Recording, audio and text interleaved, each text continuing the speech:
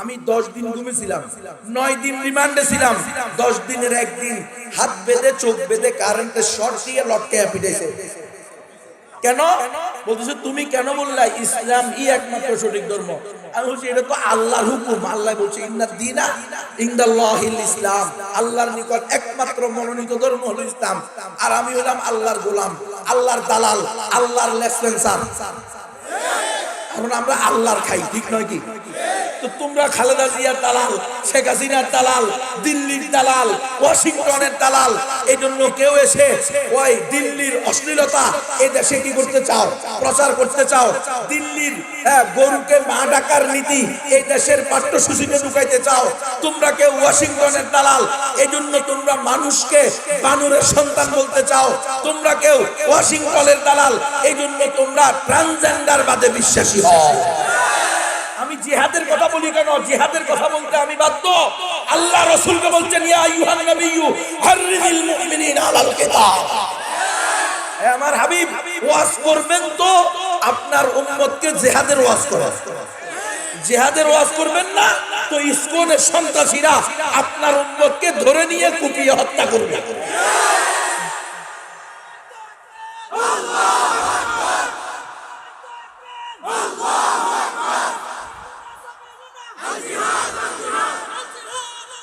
জিহাদের ওয়াজ করবেন না তাহলে হিন্দুত্ববাদী উগ্র হিন্দুত্ববাদীরা বাংলাদেশ দখল করে নেওয়ার জন্য আস্ফালন করবে। জিহাদের ওয়াজ করবেন না তো আপনাদের সিলেটকে আগে দখল করার হুমকি দিবে, চট্টগ্রাম বিভাগকে ফেনী নদী থেকে কেটে নেওয়ার হুমকি দিবে, পুরা বাংলাদেশ দখল করার হুমকি দিবে। আর আপনি 14 কোটি মুসলমানের মধ্যে আপনি 2 কোটি যুবককে ট্রেনিং দিয়ে রাখেন, ওয়াইদুলাহুম মাসতাতাতুম মিন কুওয়া। দেখবেন ওই ভারতের গুজরাটের কসাই নরেন্দ্র মোদি তো দূরের কথা, পৃথিবীর সুপার পাওয়ার আপনার দিকে, মুসলমানের দিকে, আপনার উম্মতের দিকে তাকানোর পূর্বে কয়েকশো বার চিন্তা করবে। কোরআনকে যে বিশ্বাস করবে মিনাল বিদায়া ইলান নিহায়া, আলহামদুলিল্লাহি রাব্বিল আলামিন থেকে নিয়ে মিনাল জিন্নাতি ওয়ান নাস, পুরা কোরআনের প্রত্যেকটা বাক্যে, প্রত্যেকটা শব্দে, প্রত্যেকটা হুকুমে, প্রত্যেকটা বিধানে যারা আন্তরিকতার সাথে বিশ্বাস করবে, সত্যায়ন করবে, তারাই তাফসীরুল কোরআন মাহফিলের আয়োজন করবে। তারাই তাফসীরুল কোরআন মাহফিলে যা বলা হয় সেটা শুনবে। কেন? আমল করার নিয়তে। তাহলে সে মুমিন হবে। মুমিন কাকে বলে? ইমানদার কাকে বলে? শুধু নামকে ওয়াস্তে মুসলমান হইলে, জন্মসূত্রে মুসলমান হইলে তাকে মুমিন বলা হয়? মুমিন হতে হলে শেখুল ফকিহুল আসর ইমাম আনোয়ার শাহ কাশ্মীরি রহমতুল্লাহ আলাইহি বলেন যে মুমিন বলা হয় ওই ব্যক্তিকে আল ঈমান হুয়া তাসদীক বিকুল্লি মা জাআ বিহি রাসূলুল্লাহ সাল্লাল্লাহু আলাইহি ওয়াসাল্লাম ওয়া ইন লাম ইয়াকুন মুতাওয়াতিরান والتزام احكامه والتبرع عن كل دين سواه। ঈমান বলা হয় রাসূল আরবি সাল্লাল্লাহু আলাইহি ওয়াসাল্লাম আল্লাহ রাব্বুল ইজ্জতের পক্ষ থেকে যত বিধিবিধান নিয়ে আসেন, ছোট হোক বড় হোক, ফরজে আইন হোক ফরজে কিফায়া হোক, সুন্নতে মুআক্কাদা হোক সুন্নত হোক, নফল হোক মুস্তাহাব হোক, হালাল হোক হারাম হোক, নাজায়েজ হোক জায়েজ হোক, আল্লাহর রাসূল সাল্লাল্লাহু আলাইহি ওয়াসাল্লাম আল্লাহর পক্ষ থেকে যা নিয়ে আসেন এটাকে হুবাহু জুকাতু, নিজের কোনো মন্তব্য চলবে না, নিজের কোনো ব্যক্তিগত ব্যাখ্যা চলবে না। আল্লাহর যেটা নাজিল করছেন রাসূল সেটাকে যেভাবে বাস্তবায়ন করেছেন নিজের জীবনে, সোয়া লক্ষ সাহাবায়ে কেরামের জীবনে, ঠিক সেভাবে বিশ্বাস করা। আত-তাসদীকু বিকুল্লি মা জাআ বিহি রাসূলুল্লাহ সাল্লাল্লাহু আলাইহি ওয়াসাল্লাম, রাসূলুল্লাহ সাল্লাল্লাহু আলাইহি ওয়াসাল্লাম যা নিয়ে আসছেন সেটাকে অন্তরের অন্তঃস্থল থেকে সত্যায়ন করতে হবে। ওয়া ইন লাম ইয়াকুন মুতাওয়াতিরান, যদিও কোন বিধান মুতাওয়াতির নাস দ্বারা প্রমাণিত না হয়, ওয়ালতিজামু আহকামিহি, এবং আল্লাহ প্রদত্ত প্রত্যেকটা বিধানকে নিজের জন্য বাধ্যতামূলক মনে করা। মন চাইলো নামাজ পড়লাম, মন চাইলো পড়লাম না, মন চাইলো পর্দা করলাম, মন চাইলো পর্দা করলাম না। দেখেন না বিভিন্ন ইসলামী দলের নামেও এখন বলা হইতেছে না না আমরা ক্ষমতায় গেলে কাউকে বোরকা পড়তে বাধ্য করব না, যার মন চায় পড়বে, যার মন চায় পড়বে না। এটা কি ইসলাম হবে? পশ্চিমকালে প্রত্যেকটা বিধান এটা মানা আমার জন্য বাধ্যতামূলক। আমি নামাজ পড়ি কেন? বা নামাজ পড়তে আমি বাধ্য, এটা আল্লাহর হুকুম। আমি পর্দা করি কেন? পর্দা করতে আমি বাধ্য। আমি জিহাদের কথা বলি কেন? জিহাদের কথা বলতে আমি বাধ্য। আল্লাহ রাসূলকে বলছেন, ইয়া আইয়ুহান নাবিয়্যু হাররিজিল মুমিনিনা আলাল কিতাব। হে আমার হাবিব, ওয়াজ করবেন তো আপনার উম্মতকে জিহাদের ওয়াজ করেন। জিহাদের ওয়াজ করবেন না তো ইসকনের সন্ত্রাসীরা আপনার উম্মতকে ধরে নিয়ে কুপিয়ে হত্যা করবে।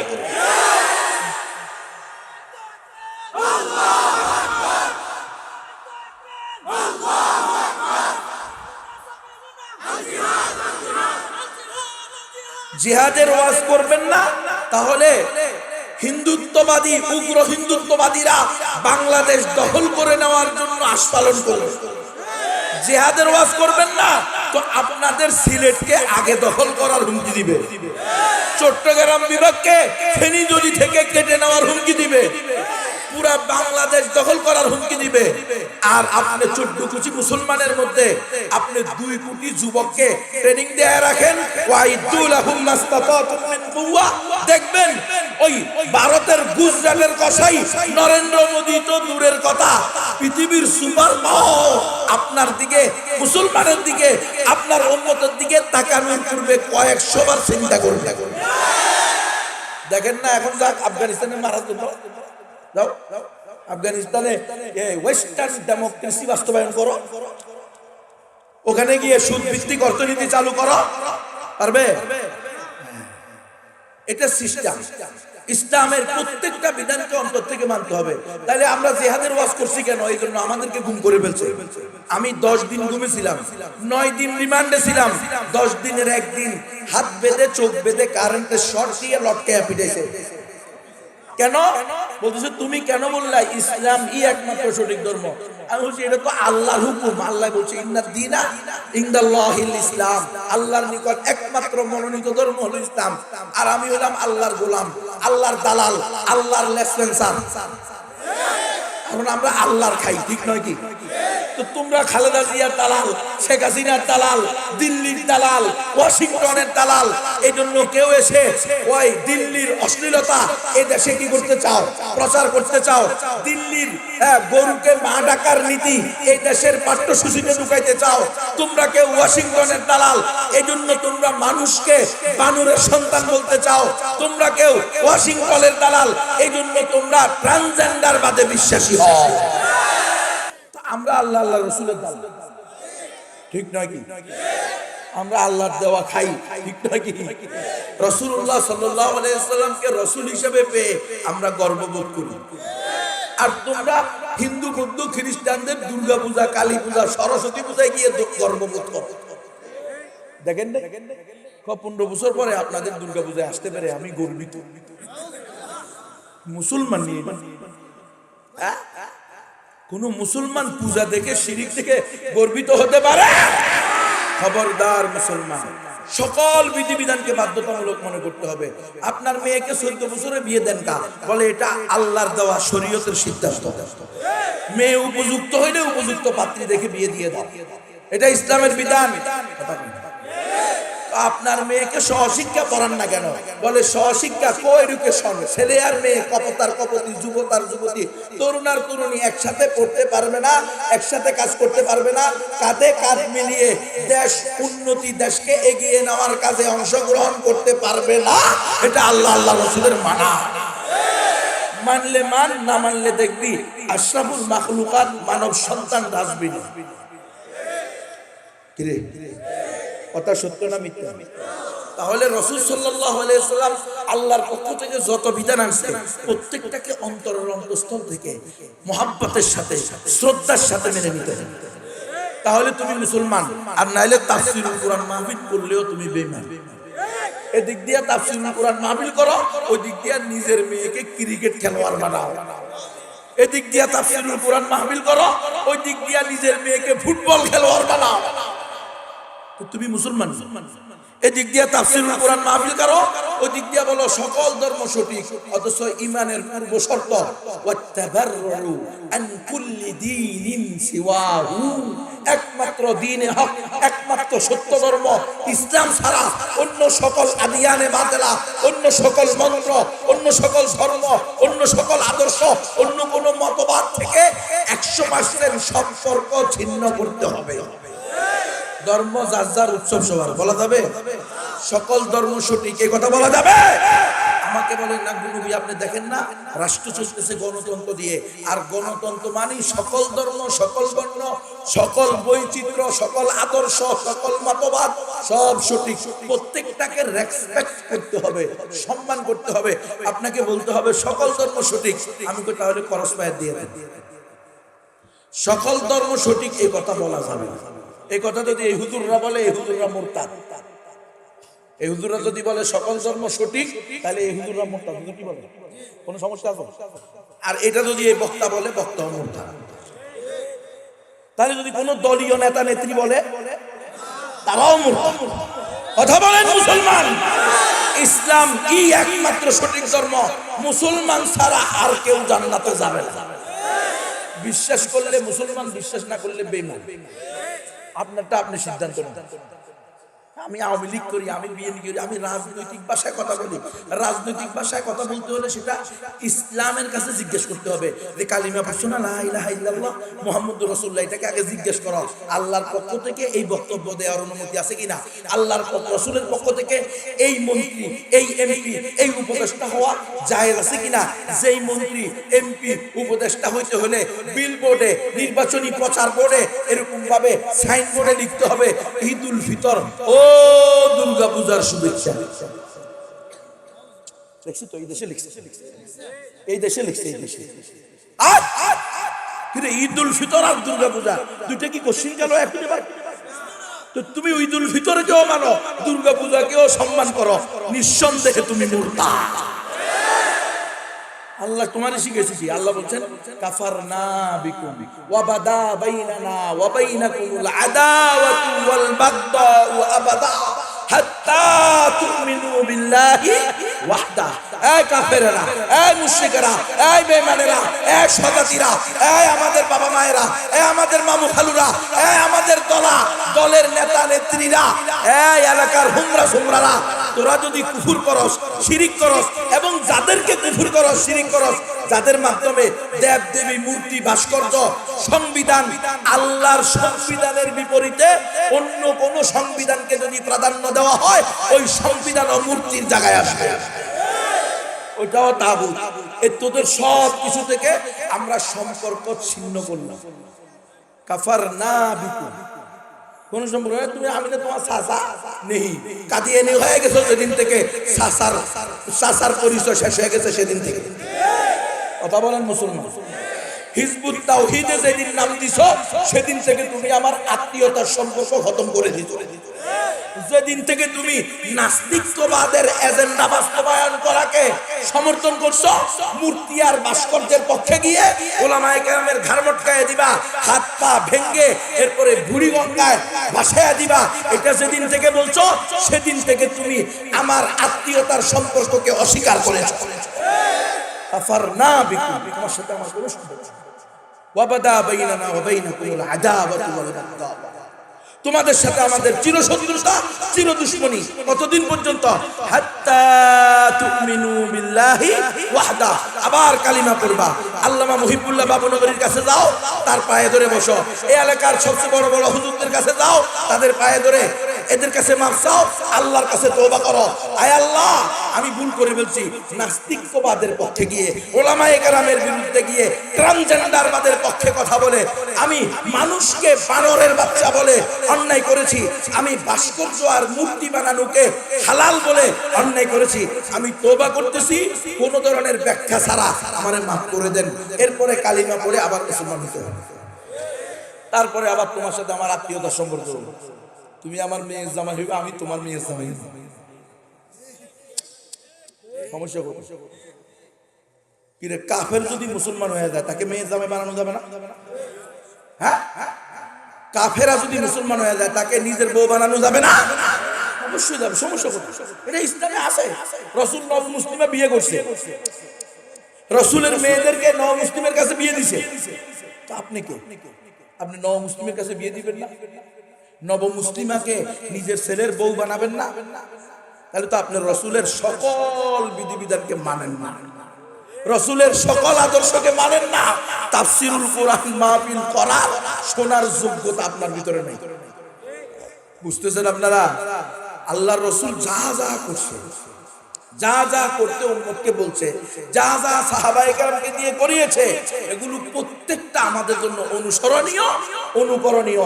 যদি কোনোটা রাসূলের জন্য খাস না হয়, একমাত্র রাসূল করতে পারবে, আর কেউ করতে পারবে না, সেটা ছাড়া। যেমন 11টা বিবাহ রাসূল ছাড়া উম্মতের আর কোন সদস্য করতে পারবে? উম্মতের অন্যান্য সদস্য বিয়ে করতে পারবে কয়টা? অর্ধেকের বেশি বলে নেই।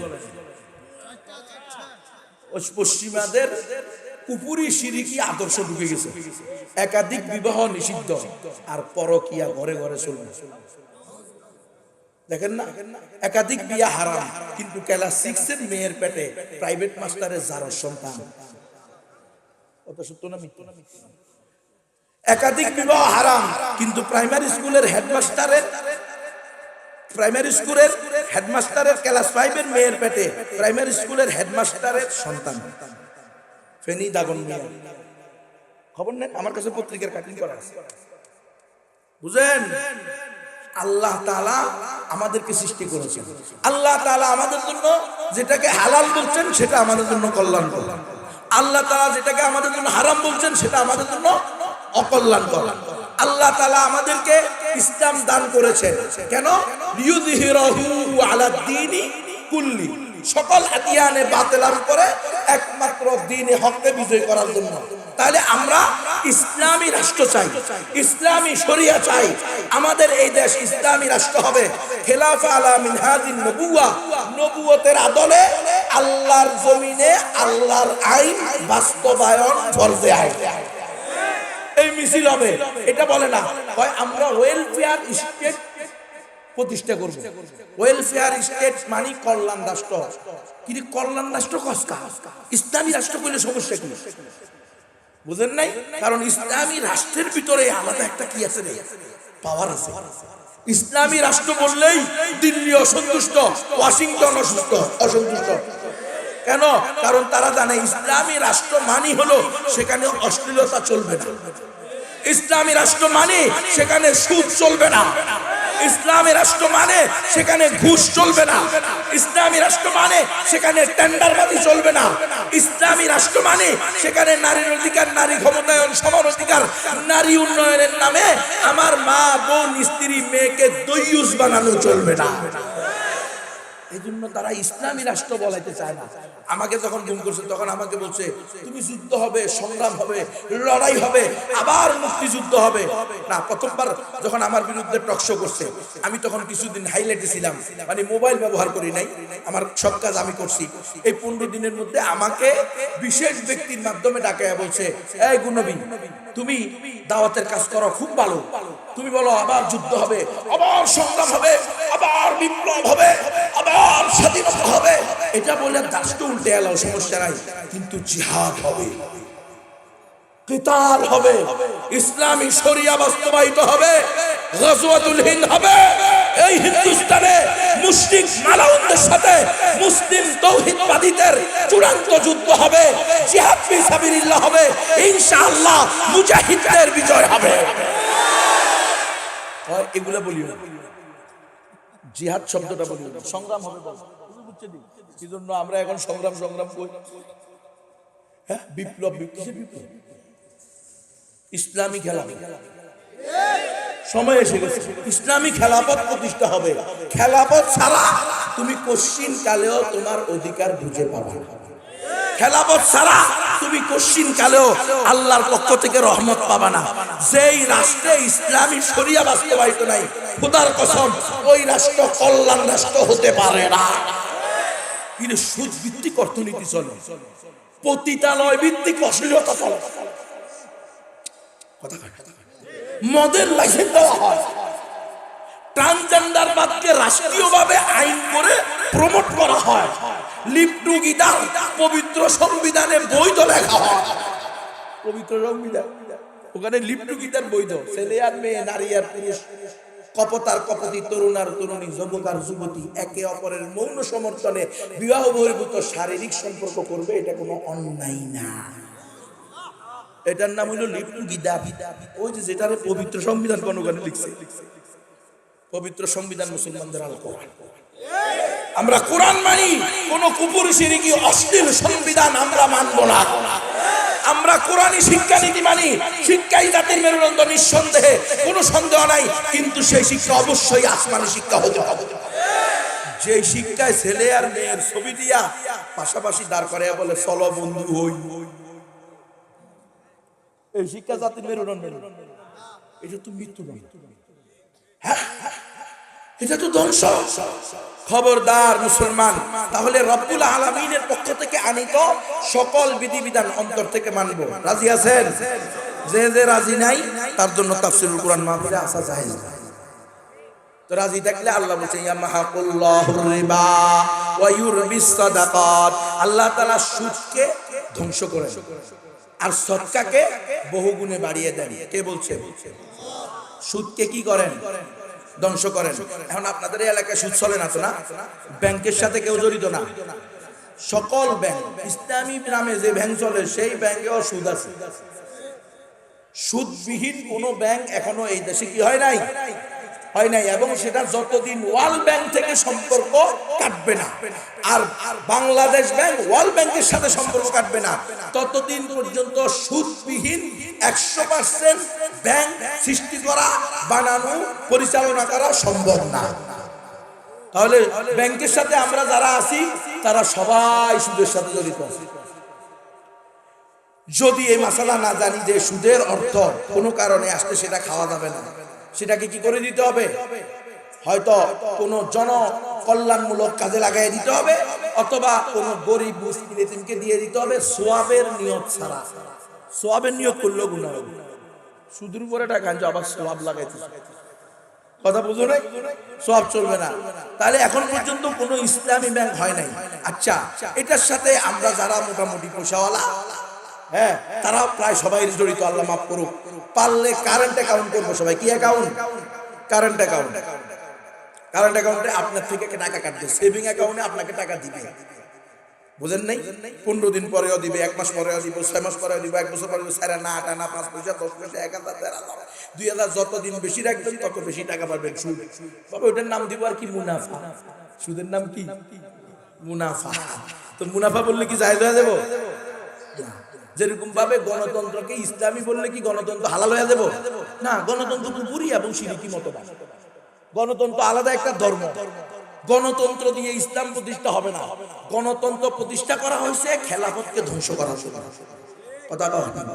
গণতন্ত্র আল্লাহর কোরআন দ্বারা নিষিদ্ধ। আল্লাহ বলছেন ওয়া ইন তুতিয়া আকসারা মান ফিল আরদি ইউদিল্লুকা আন সাবিলিল্লাহ।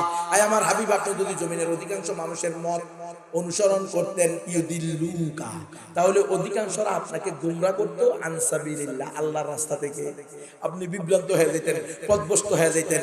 আপনি অধিকাংশের মত মানবেন না। দেখেন না, অধিকাংশের ভিতরে তেল চোর, ডাইল চোর, গম চোর, করোনা ভাইরাসের তেল চোর আছে না নাই? অধিকাংশের ভিতরে হিন্দু, বৌদ্ধ, খ্রিস্টান, নাস্তিক, মুরতাদ, বেঈমান, শাতিমুর রাসূল আছে না নাই? অধিকাংশের ভিতরে বেনামাজি, বেহায়া, বেলাদা, সুদখোর, ঘুষখোর, ইয়াবাখোর আছে না নাই? তাহলে অধিকাংশের কথা মানলেই তুমি গুমরা হয়ে যাবা। অধিকাংশ, কারণ গণতন্ত্রের কথা হলো সকল ক্ষমতার মালিক জনগণ। জনগণ যাহা চাইবে তাহাই এই দেশের আইন বলিয়া কি হবে? পাশ করা হইবে, পাশ করা যাবে। এখন আইন যদি তুমি গণতন্ত্র, সমাজতন্ত্র, জাতীয়তাবাদ, ধর্মনিরপেক্ষতাবাদকে বলো, তাহলে কি ঈমান থাকবে? ঈমান থাকবে না। হয় মায়েরা, আমরা যারা গরিব অথবা আমরা দ্বিতীয় শ্রেণী থেকে নিয়ে নিচের দিকে আছে, নিম্ন শ্রেণী, তারা কিন্তু ব্যাংকে যাই না। আমাদের জন্য ইহুদি খ্রিস্টানরা বিশাল গবেষণা করে বের করছে man to man, door to door, ব্যক্তি পর্যায়ে কিভাবে সুদি কাজ কারবারের সাথে জড়ায় দেওয়া যায়। কারণ রব্বুল আলামিন বলছে ইয়ামহাকুল্লাহু রিবা, আল্লাহ সুদকে ধ্বংস করেন। তাহলে সুদখোরকে কি উন্নত দান করেন নাকি? কথা বলেন নাকি? সুদখোরকেও কি করেন? ধ্বংস করেন। আল্লাহ তাআলা বলছেন যারা সুদ খায় তারা আল্লাহর সাথে যুদ্ধের ঘোষণা করে। হ্যাঁ, এখন ইহুদি খ্রিস্টানরা দেখছে আল্লাহর রাসূল বলছে লানাল্লাহু আকিলা রিবা ওয়া মুকিলাহু ওয়া কাতিবাহু ওয়া শাহিদাহু, সুদ খানেওয়ালা, খাওয়ানেওয়ালা, সাক্ষীদাতা, বহনকারী সবার উপরে আল্লাহর লানত, আল্লাহর গজব। যেই জাতি, যেই জনপদবাসী, যে এলাকাবাসী, যে দেশের মানুষরা অর্থনীতির মূল মেরুদণ্ড দাঁড় করবে সুদের উপরে, ওই জাতি কশিন কালেও মাথা উঁচু করে দাঁড়াইতে পারবে না, সারা জিন্দেগি ধ্বংস, অপমানিত, লাঞ্ছিত হতে থাকবে। এজন্য তারা রিচার্জ করে দেখছে এই দেশের মানুষকে একেবারে অজপাড়া গায়েও কিভাবে সুদ ঢুকায় দেওয়া যায়। এই জন্য তারা চলে আসছে বিভিন্ন এনজিওর নামে, non government organisation, BRAC, ASA, Caritas, UNICEF, UNDP, হিন্দ বাংলাদেশ, গ্রুপ নিবেদ Bangladesh, RDRS, SSS, SKS, BURO Bangladesh, প্রিদম বাংলাদেশ, পেজ বাংলাদেশ, উদ্দীপক বাংলাদেশ, প্রত্যাশী বাংলাদেশ, কুশিকা বাংলাদেশ, ডাক বাংলাদেশ, ঠিক বাংলাদেশ, শক্তি বাংলাদেশ, মুক্তি বাংলাদেশ, স্বনির্ভর বাংলাদেশ, গ্রামীণ ব্যাংক বাংলাদেশ, আগাপে বাংলাদেশ, জাগরণী চক্র বাংলাদেশ। আছে না? 95,000 এনজিও আছে। কয় হাজার এনজিও ছিলেন নিবাদান? ওই যে যারা ঋণ দেয়, টিন দেয়, গরু দেয়, ছাগল দেয়, হাঁস দেয়, মুরগি দেয়, কম্বল দেয়, মশারি দেয়, ওষুধ দেয়, বই দেয়, চাউল দেয়, ডাউল দেয়, তাবু দেয়, কিস্তিতে টাকা দেয়, আপনার বউকে নিস্তি লাগাইয়া ঘর থেকে বের করে দইউস বানায়া বানায়। এনজিও ছিলেন আপনারা? যারা ঘুমাইতেছে এরা এনজিও ছিলেন নাকি এনজিও টাকা নিয়ে খায় বয়ে রয়েছে? BRAC, ASA, Caritas, UNICEF, UNDP, হিট বাংলাদেশ, গুড নিবেদ বাংলাদেশ, শিক্ষা, চিকিৎসা, অন্ন, বস্ত্র, বাসস্থান, মানুষের মৌলিক চাহিদা, মানুষের মৌলিক অধিকার 5টা জিনিস: অন্ন, বস্ত্র, বাসস্থান, শিক্ষা, চিকিৎসা। এই 5টা জিনিস যেই অঞ্চলের মানুষ যেটার দিক দিয়ে দুর্বল, ওই অঞ্চলে ইউরোপ থেকে, আমেরিকা থেকে ইহুদিরা, খ্রিস্টানরা এসে সেই জিনিস দেয়। দেখেন না, এনজিও কর্মীরা আসে বাংলাদেশের বিভিন্ন শহরে, বিশেষ করে ঢাকা শহরের বস্তির বাচ্চা কিসের জন্য? সাঁতার শিখানোর জন্য। বাংলাদেশের বস্তির বাচ্চাদেরকে সাঁতার শিখাতে আসছে আমেরিকা থেকে এনজিও টিম। কেন রে ভাই? প্রতি বছর ওই বন্যার সময়ে এই ছেলে মেয়েগুলো তারা সাঁতার না জানার কারণে মারা যায়। এই জন্য মানবতার কল্যাণ, মানবতার প্রতি তাদের কি দরদ! বস্তির ছেলে মেয়েকে সাঁতার শেখানোর জন্য আমেরিকা থেকে সাঁতার উঠে আসছে। আপনাদের এই বানিয়াচং, এই বানিয়াচংয়ে জরায়ু ক্যান্সার প্রতিরোধ টিকা নিয়ে আসছে। আসে না? আসে নাই? তারপরে হামরুবেলা টিকা নিয়ে আসছে। 15 থেকে 55 বছর পর্যন্ত নারীকে হামরুবেলা টিকা লাগাবে। আর 8-9 থেকে নিয়ে 14 বছরের মেয়েদেরকে জরায়ুর মুখ ক্যান্সার প্রতিরোধ টিকা লাগাবে, ব্রেস্ট ক্যান্সার প্রতিরোধ টিকা লাগাবে। কি জন্য? মানবতার কল্যাণে।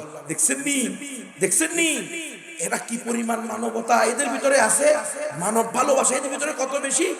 আবার এরাই কিন্তু ফিলিস্তিনের শিশুদেরকে অকাতরে বোম্বিং করে হত্যা করে।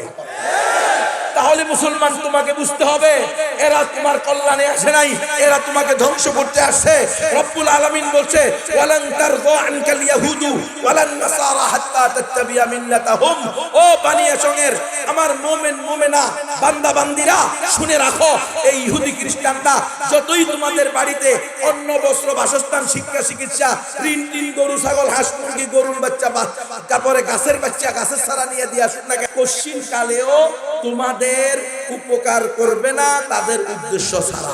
হাত্তা তুমিনু, তার আল্লাহ তাআলা বলেছেন, ওয়ালান তারযা আনকাল ইয়াহুদ ওয়ালান নাসারা, ইহুদি খ্রিস্টানরা কশিন কালেও মুসলমানদের উপরে সন্তুষ্ট হবে না। হাত্তা তাত্তাবিয়া মিল্লাতাহুম, যতদিন না তোমরা তাদের ধর্ম গ্রহণ করো। তাহলে আল্লাহর কথা সত্য, এরাদের ঋণ টিন, গরু, ছাগল, হাঁস, মুরগি, কম্বল, মশারি, ওষুধ, বই, চাউল, ডাউল কিস্তি দিচ্ছে, এটা আমাদের কল্যাণে দিচ্ছে না। এরা রিচার্জ করে দেখছে এদেশের মায়েরা দিনদার, মুত্তাকি, ফরেজগার, আল্লাহ ওয়ালি, নামাজি, মা দিনদার হইলে, মুত্তাকি হইলে, ফরেজগার হইলে, নামাজি হইলে, পর্দাশীলা হইলে, মা তাকওয়া তোহারে চলে, মায়ের গর্ভ পবিত্র হয়। পবিত্র গর্ভে যেই সন্তান বের হয়, ওই সন্তানকেই হুসাইন আহমদ মাদানী বলে এরা মদিনার মানুষের সাথে এদের মিল পাওয়া যায়। নাকি শারিয়ার কবিরে বলছে যে ওর সাথে মদিনার মানুষের সাথে মিল পাওয়া যায়? আপনারা বুঝেন না শেখুল ইসলাম কেন বলছে? এদেশের মায়েরা দিনদার ছিল। এই বাবাদেরকে জিজ্ঞেস করেন, ওনাদের ছোটবেলায় কোনো মহিলা সচরাচর, যুবতী মহিলা চোখে পড়ছে কখনো? আর এখন হুজুর, এখন আমরা ডিজিটালে আছি, ডিজিটালের সীমানা পার হয়ে স্মার্টে চলে গেছি। ডিজিটালে অর্ধ উলঙ্গ ছিলাম, স্মার্টে পূর্ণ উলঙ্গ। কথা বুঝো নাই? ডিজিটালে এক ছেলেরা মেয়েকে নিয়ে পালাইতো, আর এখন স্মার্টের সময় মেয়েরা ছেলেদের বাড়িতে গিয়ে প্রেমিকার মর্যাদা চায়। হুজুর দেখেন না, 3 দিন ধরে উনি ছেলের বাড়িতে কি করতেছে? প্রেমিকের বাড়িতে অনশন পালন করিতেছে। স্মার্ট রাষ্ট্র, উন্নত রাষ্ট্র এখন আমরা। এটার নাম যদি উন্নত হয়, এই উন্নতির উপরে পেশাব কর। এই উন্নতি আমাদের দরকার নাই, আমরা সাহাবাওয়ালা জীবন চাই। এই উন্নতি আমাদের দরকার নাই। আল্লাহর বিধান, রাসূলের সুন্নাহকে বাম হাত দিয়ে ঠেলে দিয়ে নাউযুবিল্লাহ কুফরি শিরকি জীবন বিধান, এটা কোশ্চিন কালেও আমাদের জন্য কল্যাণকর হতে পারে। এই জন্য কল্যাণ রাষ্ট্র বললে ইহুদি খ্রিস্টানরা বলবে ঠিক আছে, এখানে নাস্তিকরাও কল্যাণ পাবে। এটা এমন কল্যাণ রাষ্ট্র, জগা খিচুড়ি মার্কা কল্যাণ। এখানে সাতিমুর রসুলরাও কল্যাণের সাথে থাকতে পারবে।